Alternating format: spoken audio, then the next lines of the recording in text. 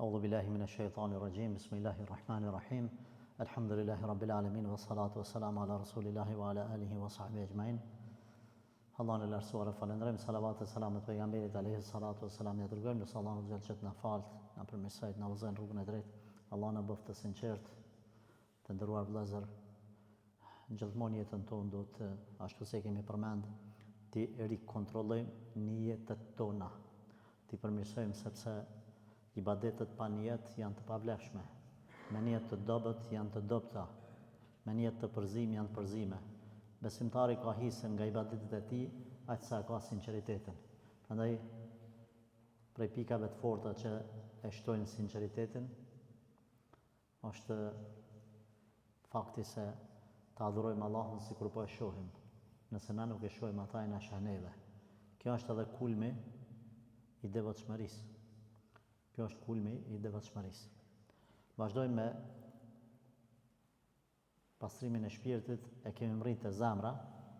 Kemi fjalën e Malik ibn Dinarit, thotë për njeriun nuk ka dëm fatkeqësi më të madhe në jetë se sa më ju ngurtësu zemra, sa më ju bën zemra ngurtë.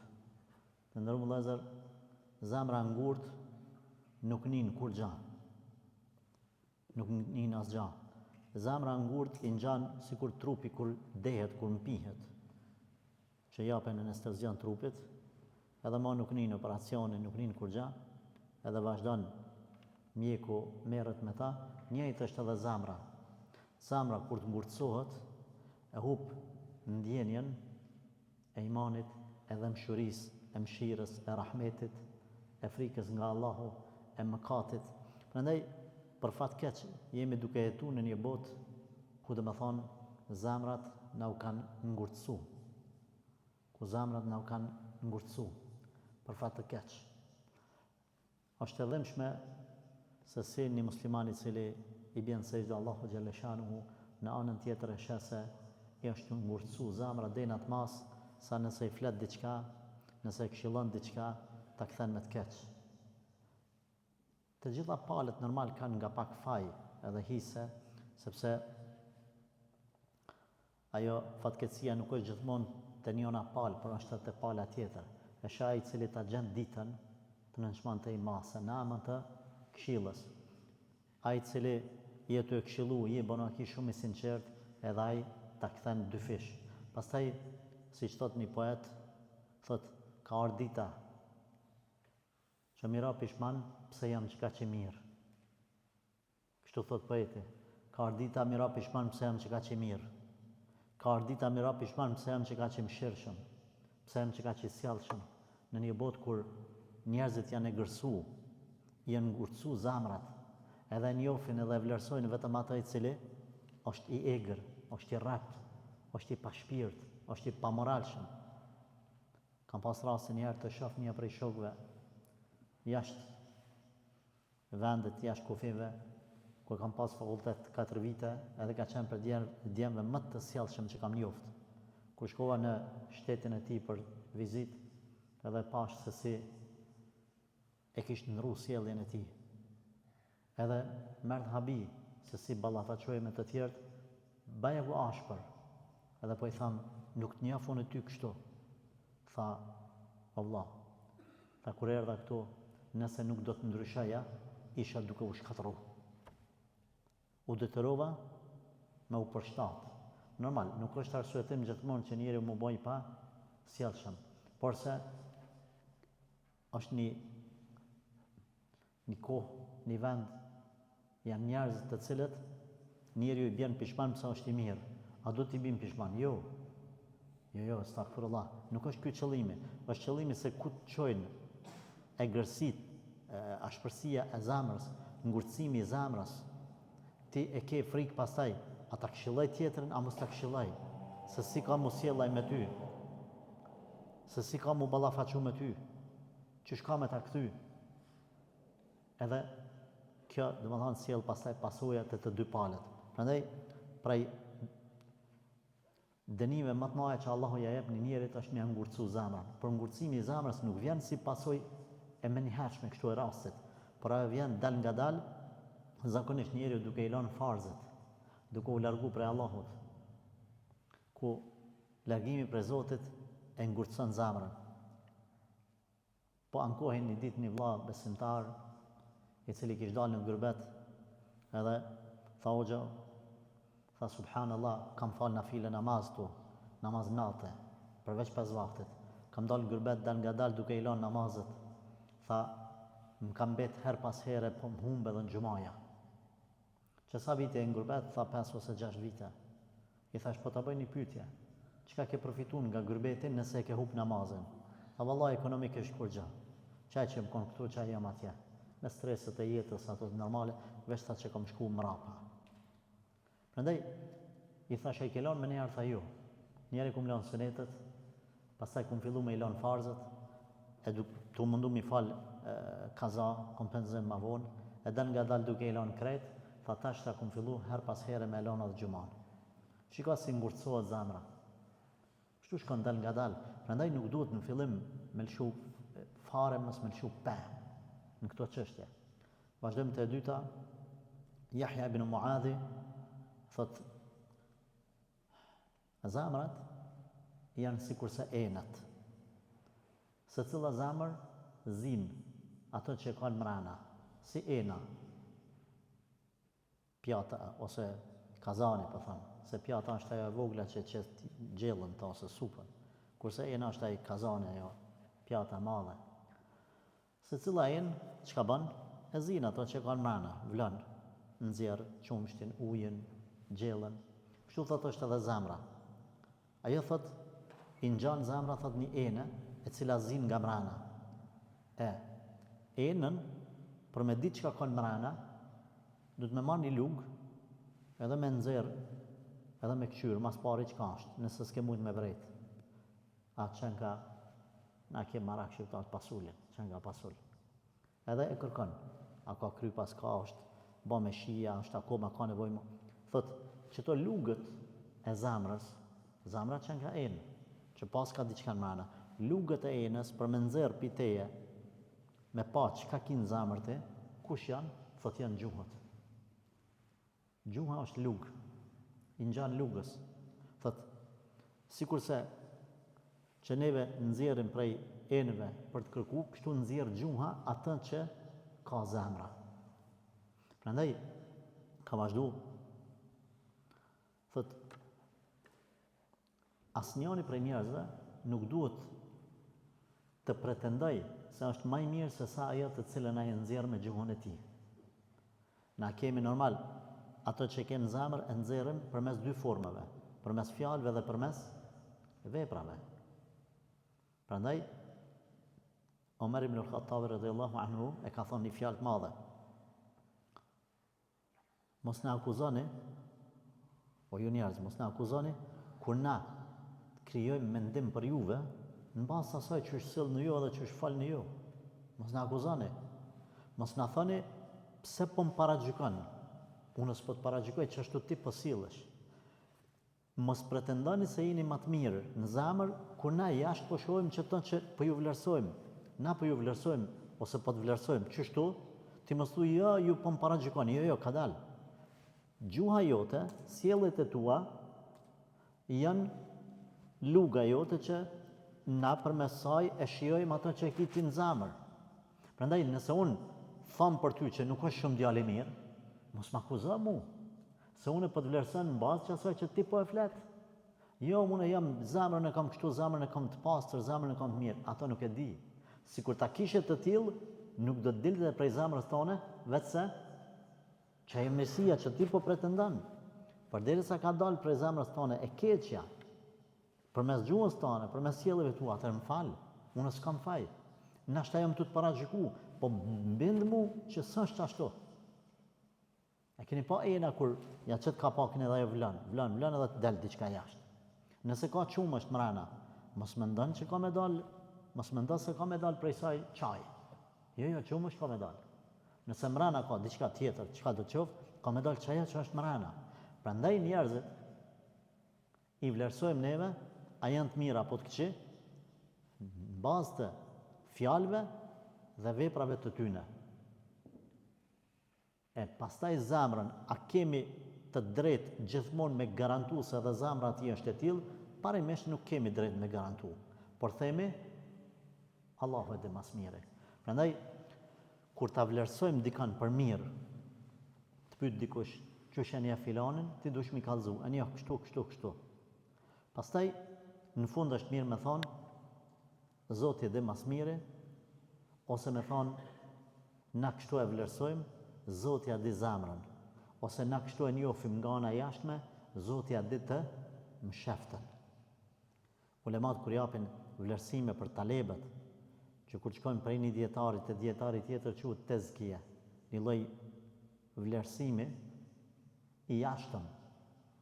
Thojnë, unë e njoh nxënës të mirë, djalë të mirë, të sjellshëm kështu i përmend 2-3 pika, 5 ose 10, s'ka problem. Pastaj në fund thotë nahsebuhu kedhalik, kështu mendojmë për ta. Wallahu hasibuhu, Allahu e njeh mas miri. Ose kështu njohim në anën e jashtme. Allahu është ai i cili ja di të msheftën ose të brendshmën e tij. Kështu që parimisht neve themi ana e jashtme e vlerëson njeriun, por zemrën veç Allahu e di. Mirë po, ta plotësoj edhe pak. Nëse jam taku me ty një herë, edhe të kam vlerësu, po, mund t'jam unë gabim, mund t'kem vlerësu gabim se nuk ta njeh botën, natyrën tane. Ti ban ki që ato fjalë që i thuj i ke me shaka, unë kam mendu se i ki për një me, edhe t'kam vlerësu gabim. Por, nuk mund të më thuash mu gabim, po më vlerësan, nëse unë ty t'nja që 10 vjetë. Edhe për ditë i shat njëjtë atë sjellje prej teje. Unë mund gaboj një herë, mund gaboj 2 herë, mund gaboj 3 herë, po jo 100 herë, po jo 10 vite. Prandaj, po thotë ky dietar, zemra është enë e cila ka diçka mbrana. E luga që e tregon çka ka zemra mbrana është gjuha. Prandaj keni kujdes me gjuhën tuaja. Keni kujdes sepse e shfaqni ato që keni në zemër. Mirë. Pra do të thonë lidhja me zemrës dhe gjuhës. Tash kemi cili është ushqimi i zemrës. Ka përmend Yahya ibn Muadhi thot ushqimi i trupit, trupi ushqet me ushqimet e jashtme, buka, gjella, etj. Mishi. Kjo është ushqim për trupin. Trupi ushqet përmes gjellave. Mirë. Ushqimi i kajtjes, ndryshe e themi neve ëndja. Cili është ushqimi i ëndjes apo i kajtjes? Është epshi. Epshi, kajtja, e ka ushqim epshin. Kajtja, e dini në gjuhën popullore që është e fjala popullore që ka e korit burrin. Ata i kanë dhënë disa mendime, pastaj në fund ai më i mëshme i tyre ka thonë burrin e korit kajtja. Kjo kajtja është, thot epshi e ushqen kajtjen, sikurse buka ushqimi që e ushqen trupin. Mirë. Që kjo kajtja a është gjithmonë e urrejtur edhe ndaluar? Jo. Jo. Nëse është mrena halalet, është e lejuar.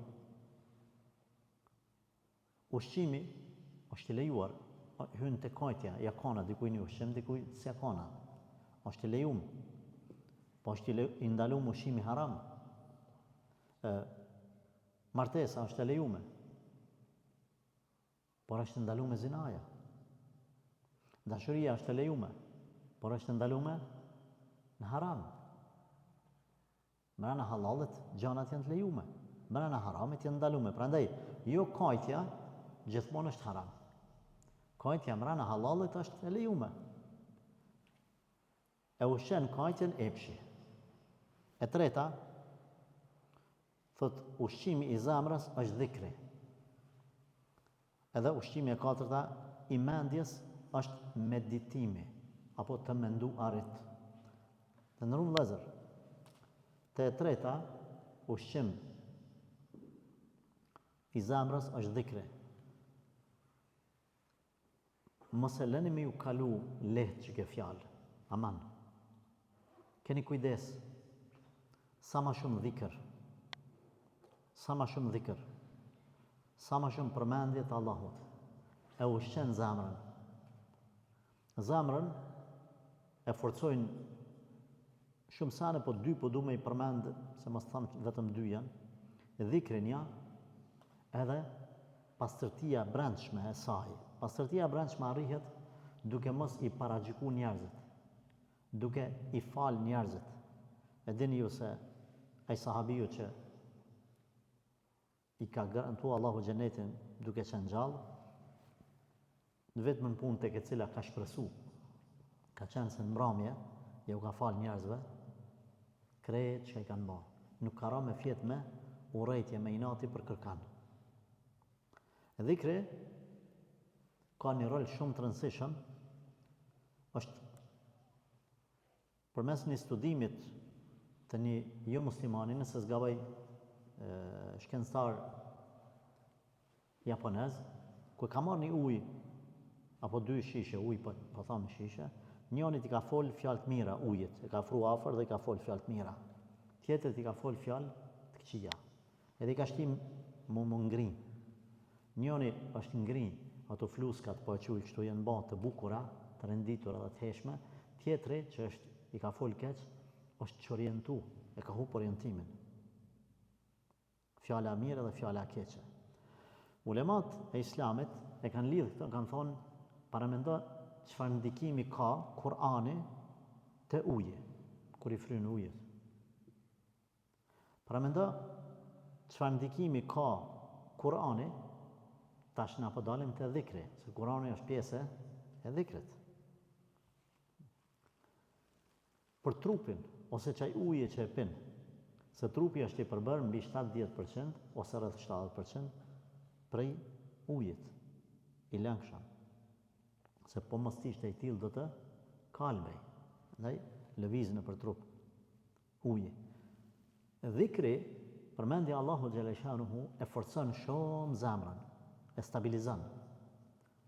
Ju e dini se melekët, një prej dhikreve për shembull, Allahu Azza wa Jall, kur janë anku Allahut subhanahu wa ta'ala për bartjen e arshit, e në një transmetim ajeti që përmendet ku e bartin arshin Allahut atë ditë 8 melaçe, dhe ulema kanë thonë ditën e kiametit e bartin, ose ditën e gjykimit, do kanë thonë non stop e bartin 8 melaçe. Edhe i kanë kërkuar Allahut Azza wa Jall diçka për me i forcu, për me mujt me bart arshin, se arshi krijesa më e madhe e Zotit. Atëherë Allahu xhaleshanu i ka dhënë një prej thesarëve të xhennetit, fjalën la hawla wala quwwata illa billah. Për me forcu zemrën, për shembull, kjo fjalë është shumë e rëndësishme, ky dhikr. Unë ju këshilloj mesatarisht një herë, 100 herë në sabah me thonë këtë fjalë, 100 herë në akşam. Edhe shifni se, apo keni me pa, se streset e ditës keni me të i kalu shumë letë përmes këtij dhikri. Zemra ka më u forcu. S'keni më konë sikurse njerëzit e rëndomt. Keni më ballafaqu, keni më bë ballë sprovave të jetës shumë më fuqishëm. Pastaj fjala astaghfirullah wa atubu ileh. Ka garantuar Allahu xhaleshanu që nuk e dënon Zoti personin i cili bën istighfar. Wa ma kana Allahu liyu'adhibahum wa anta fihim. Allahu kur nuk i dënon o pejgamber të u kontin mesën e tyne. Wa ma kana Allahu mu'adhibahum wa hum yastaghfirun. Po ashtu e dyta, Allahu nuk i dënon përderisa ata kërkojnë istighfar. Nuk ka asnjë pjesë të shoqërisë, asnjë person në shoqëri, qoftë ai dietar, qoftë mjek, qoftë bamirës, qoftë student, qoftë namazli, që Allahu ka përmend se nuk i dënon, nuk është i garantuar kërkosh nga dënimi, përveç një grupi. Ata janë që bëjnë istighfar, kërkim falje të Allahut. Fjala istighfar, do të thonë parimisht me fjalën astaghfirullah wa atubu ileh. Provojeni. Për shembull, 3600 herë në ditë. Pse po them këtë? Pejgamberi sallallahu alajhi wasallam na ka treguar se 360 nyje janë trupet e njerit, kush fal namazën e duhas, si me dhan sadak për gjithë ato pjesë të trupit. Po sikur për secilën themi ka 100 herë. Astaghfirullah wa atubu ileh, që Allahu xhaleshanuhu më na bën si sadak për pjesë të trupit, më na forcu përmes kësaj. E dini ai që s'ka evlad, Allahu xhall mund i fal evlad përmes kësaj fjale. ai cili nuk ka risk, Allahu xhalla shanu ja shton riskun përmes kësaj fjale. Prandaj ushqimi I zemrave është dhikri. Ibadeti më I lehtë, nëse të pyet dikush cili është ibadeti më I lehtë, më I pa që s'lyp kosta, është dhikri. S'ka nevojë për avdes, s'ka nevojë për vend caktuar përveç banjas që s'ban, s'ka nevojë për përkushtim të 100% sipas mundësive. Ne jemi në gjendje me lëshu me makinë 100 km 200, ilahi ose Kur'an, ose normal Kur'anin nuk du ta diskutoj këtu. Ose kur vim rrugës prej shtëpisë në xhami me bë muhabet, cili prej neve ta marr si shembull. Është çaj burr I cili vjen në xhami çdo ditë, qoftë një herë në ditë ose pas herë në ditë, edhe e di dikush prej juve se prej shtëpisë deri te xhamia sa herë mundet me thonë la ilaha illallah wahdahu la sharika lah, lahul mulku wa lahul hamdu wa huwa ala kulli shay'in qadir. Ose sa herë mund me thonë astaghfirullah wa atubu ilayh. Ose sa herë la hawla wa la quwwata illa billah. Ose sa herë subhanallahi wa bihamdihi. Ose sa herë la ilaha illa anta subhanaka inni kuntu minadh dhalimin. Fa lam taghfir li wa tarhamni la akunanna minal khasirin. Apo sa herë për shtëpisë deri në xhami ose për xhamis deri në shtëpi. Ditën e xumë mundet me thonë Allahumma salli wa sallim ala Muhammad, Allahumma salli wa sallim ala Muhammad, Allahumma salli wa sallim ala Muhammad. Cili prej juve mundet me ditë sa herë për sa minuta mund me thonë la ilaha illallah wahdahu la sharika lahul mulku wa lahul hamdu wa huwa ala kulli shay'in qadir 100 herë. Që pejgamberi sallallahu alajhi wasallam ne ka përmendur se kush e thot 100 herë këtë lutje gjatë ditës ose gjatë natës ka shpërbime sikur me I liru 10 robër nga bene vita Ismailit. Pse na nuk I dim këto detaje? Dhikri është ngjallje e zemrës. Pse dikush me ditë ma shumë se na me centa, sa fiton, sa shet, sa ban, sa mundet me shku një rrugë mi marr pi këtu deri atje, deri në filan qytetin për një biznes të caktuar. Ne nuk po themi që detyrimisht ti me ditë këto detaje kështu, por për kujdesin ndaj dhikrit, është për kujdesin I ibadetit që është 100% fitim. 100% fitim. Sikur se ti kur del në rrugë si biznesmen edhe shet, kur gjë nuk shet. A fiton pa hesab, kur gjë s'shet. Fiton pa hesab. Është domethënë një e hyrë, një fitim 100% pa kosto. Thjesht jetues rrugës. Na, prandaj unë këshilloj kur shkoni në xhami, kur ktheuni prej xhamis, ju këshilloj juve, mos esni 2 veta 3. Esni kanë jo. Me qëllim që me bëj dhikr. Me bëj dhikr. Me ngjall zemrën. Na vim bashk, shkojmë bashk. Namazin tjetër vim bashk, shkojmë bashk. Dhe mund t'ja shoqërojmë këta kësaj edhe gibetin. Sa të mençëm du të më konë 40 vjetë me shku në xhami me fal 5 vaktin. Edhe mos me fol me kërkan në gjatë rrugës. Veç me bëj dhikr. Edhe domethënë waqutul uqul al-fikr, kurse thot ushqimi I mendjes është meditimi ose të menduarit. Këtu nuk du me hynë shumë për arsye se tema jonë është rreth zemrës, por gjithsesi besimtari duhet me meditu, duhet me mendu, duhet me analizu. Mos me nal me prit çdo sen hazër. Dalim te pika tjetër. Thot Ibrahim el-Khasi, thot shërimi I zemrës bëhet përmes 5 gjërave. Kur themi dikush ka thonë ata, dikush këta, nuk do më thonë që veç njoni e ka qëllu. Dikush e ka pa nga një kënd tjetër, kyn nga një kënd tjetër, edhe na duhet ta shrojmë zemrën, ta përmirësojmë, se cilat ato mundësit tona. Ky I ka përmend 5, ti shohim cilat janë. Thot leximi I Kuranit me meditim. Për shembull elhamdulillahi rabbil alamin, sa prej neve janë nalë dhe me mendjen e vet aje ka meditu, aje. Ose ka shku ka lexu një komentim të surës Fatiha, nuk po them krejt Kuranit. Surës Kul huwallahu ahad, Ikhlas, Kul a'udhu birabbil falaq, Kul a'udhu birabbin nas, surëve që ti din përmendsh. Ti mi meditu. Zemrën, domethënë, e shëron meditimi I Kuranit. E dyta, mos ngopja e barkut. Subhanallah, kjo është një sprovë që na ka godit, sa herë dojna me kritiku zguxojmë, se vetë jemi në atë lojë, Allahu na falt. Domethënë, njeriu I cili han ushqim shumë, nuk ka mundësi shumë me mendu, me meditu lodhët e nëzë gjumi. Një prej fjalëve të sahabëve, kur i kanë vlerësu sahabët, kanë thonë, ata për vete ata kanë thonë, ne jemi popull që nuk ham pa u urit, pa untu. S'ham pa untu. Edhe kur ham, nuk ngopemi. Dyjat. Edhe s'ham pa untu, po dhe kur ham masanena nuk ngihemi. Është një tregim i Shekhe Emin Shenkritit, rahmetullahi alej, kur ka shku të një person, ndoshta pasanik, po thamun, në atë kohë, para 45 viteve, prafërsisht ka vdekaj, 47 vjetë. A i ka marrë dhe i ka qitë fillim një paragjell. Po thamun e supë me gjuhën pak, kështu tonën.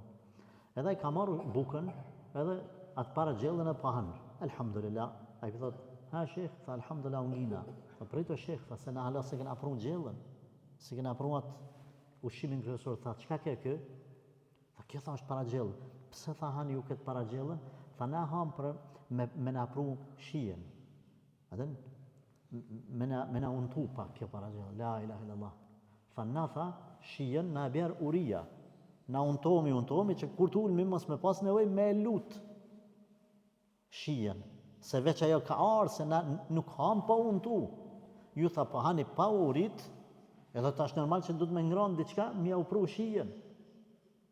Dhe më thonë, paramendoj tash kur hanë njerëzit, dikur njerëzit kanë ecë për me mritë të ushqimi, për me mush barkin. Sot njerëzit ecën për me e shpras barkin. Hanë bukë dhe qka bënë? Thot, du të me danë me shetit.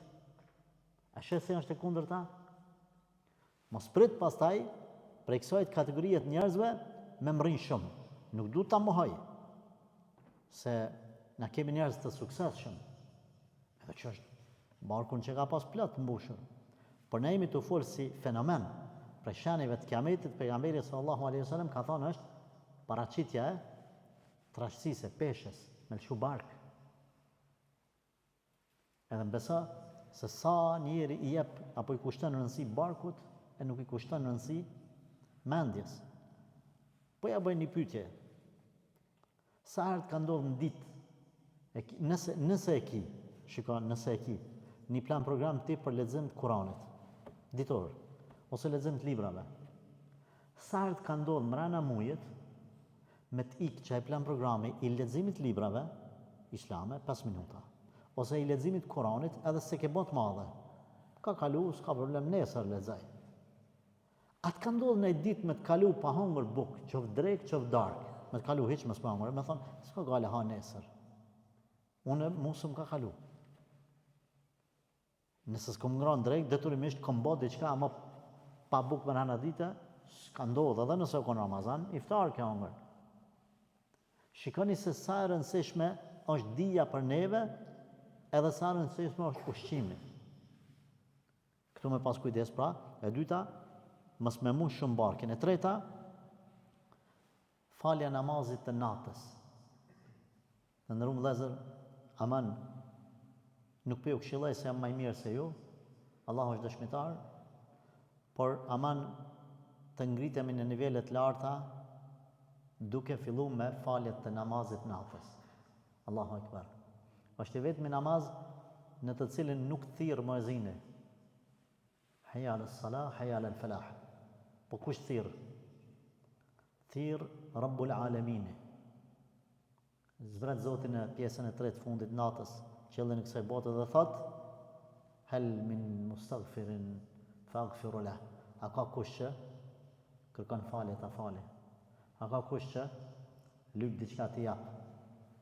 Sa është e turpshme që njeri i cili ka halle, edhe ankohet thot s'pëm plotësohen duat e mia, s'pëm largohen hallet e mia, e kur Allahu i thot ku je o rob jam, sepse kam ardhur me ta dëgju lutjen tane, edhe pse Zoti dëgjon, edhe sheh pa pas nevojë për za edhe për të njerit e kam fjalën, por Allahu e don robin kur i lutet Allahut.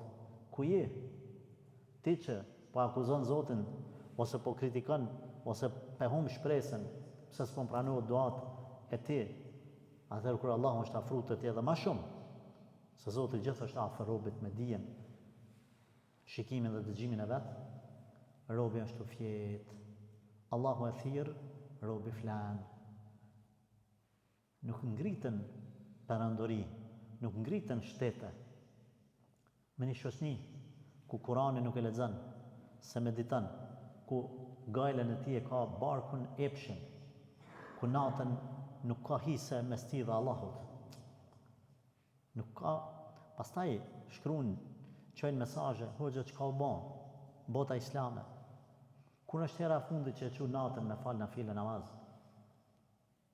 Mos kallza, kërkuj mos i kallza për Allah. Përderisa Zoti xhalleshanu u thirr direkt, edhe ti nuk ke vakt, asnjë natë me u çu me u fal, edhe me qafët po mdhem zemra, për çka po mdhem zemra? Muslimanëve që kanë të bane për botë, ty po mdhem zemra? Atë ka dhimbë zemra natën në herë me u çu dhe me ju kajt Allahut azza wa jall këto halle. Kur jo. Atëherë të është prish ai termostati që i matë senet.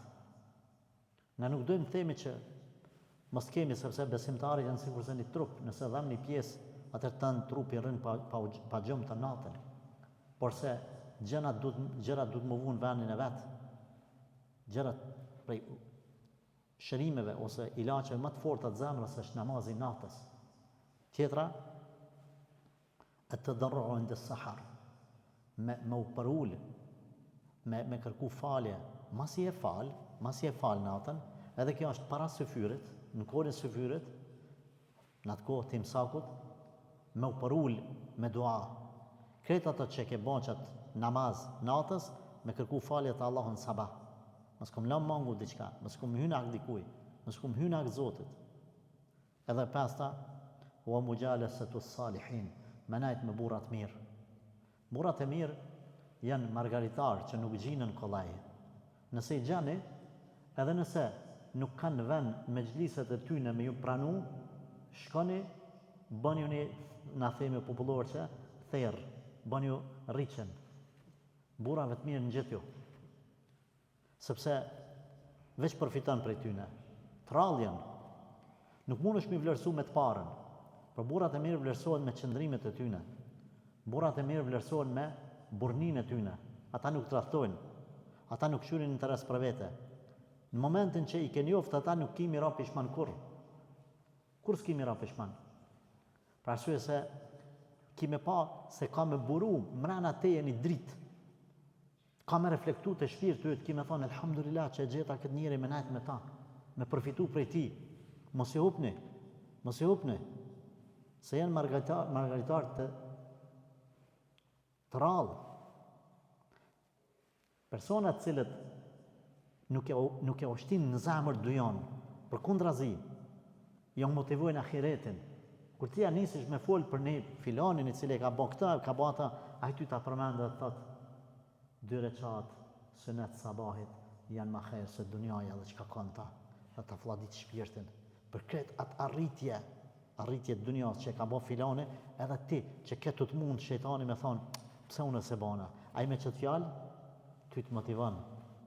A i të thëtë kujdes, se kur gjësë ki me marrë me vete, përveç asaj që ke bo për Allah. Edhe kjo, ta shnosh zemrën për një javë ditë. A i, buri mirë, rime ato i cili thëtë, jetoje ditën, sikur më kanë dita e fundit për ty. La ilaha illallah. Andaj kujdes të ndërum vëllezër me këtë. E para fundit, thot Fudejl ibn Iyade, është pyet çka ngurtëson zemrën. Ka thonë 2 gjëra. Të folurit e tepërt edhe të ngrënit e tepërt. Të folurit shumë edhe ushqimi shumë.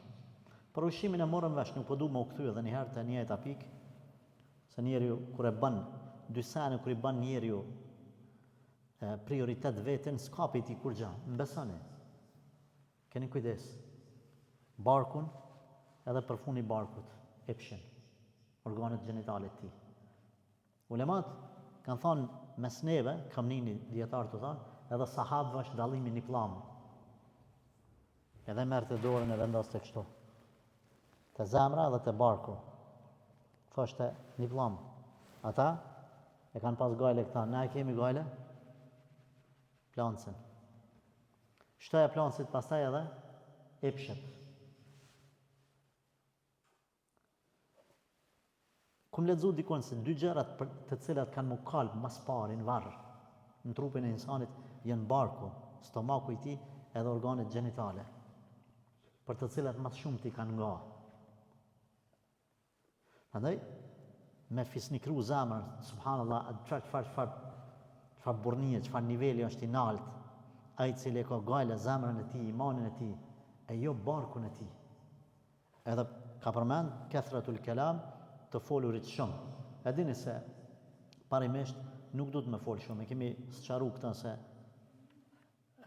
ma mirë është me fol hapkun edhe nëse e fol shumë s'ka gajle, por i mençuri është ai i cili ma shumë përfiton se sa që përveç kur kërkohet. Pejgamberët e Allahut azza xal kanë fol, se është kërku me fol, por nuk do të thonë që ata s'kanë dëgjuar dhe s'kanë përfituar sepse kanë mësuar prej për shembull Xhibrilit alayhis salam ose prej Allahut xhelle shanuhu direkt e ka inspiruar Zoti Muhammedin alayhi salatu wassalam. Edhe e fundit për sa të nderuar vëllezër, Bishr ibn al-Harith rahmetullahi alayhi thot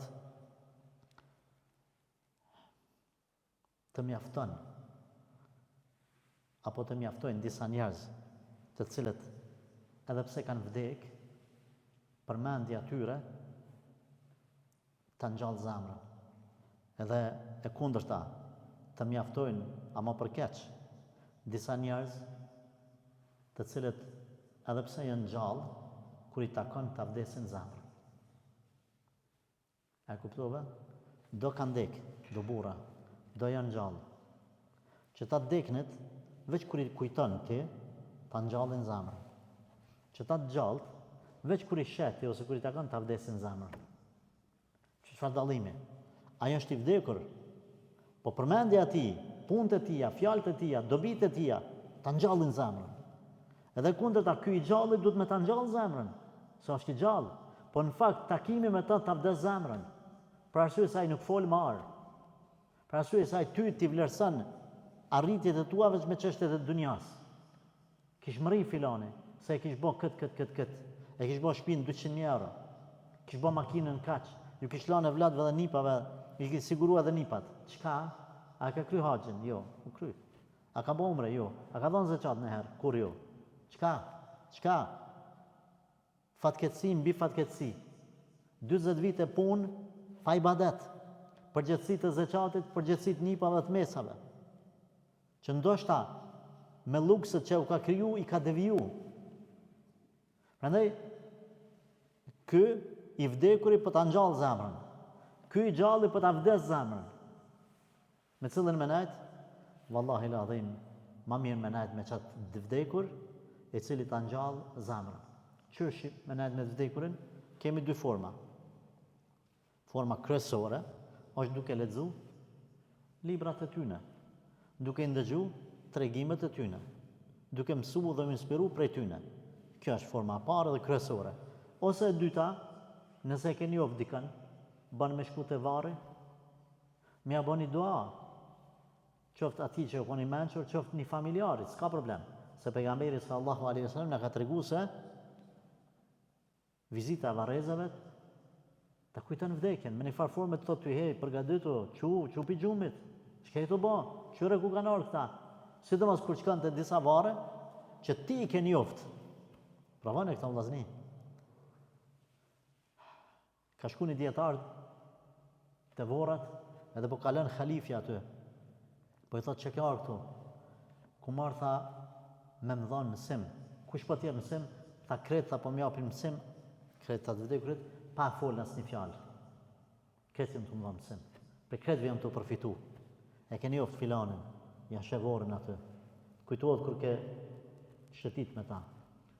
E shevorën e fistekut, e shet ati tjetër, thu la ilaha illallah, zot.